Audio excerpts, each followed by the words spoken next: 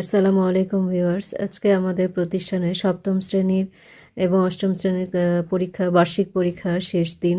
তো আমি যেহেতু সপ্তম শ্রেণীর শ্রেণী শিক্ষক, তাদেরকে একটু বছর শেষে মুখে কিছু দেওয়ার এবং কিছু উপহার দেওয়ার চেষ্টা করি।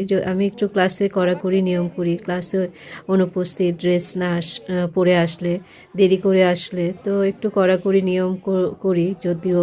তারপরেও বছর শেষে তাদেরকে একটু আনন্দ দেওয়ারও চেষ্টা করেছি আর কি।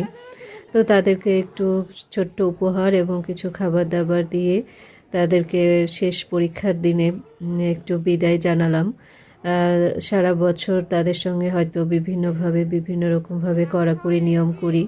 তো যাই হোক, যেহেতু আজকে তাদের পরীক্ষার শেষের দিন, তাদের মুখে একটু হাসি ফোটানোর খুব সামান্য আমার প্রচেষ্টা। আমি এটা প্রায় প্রতি বছরই করি, যেহেতু আমি শ্রেণী শিক্ষক সপ্তম শ্রেণীর।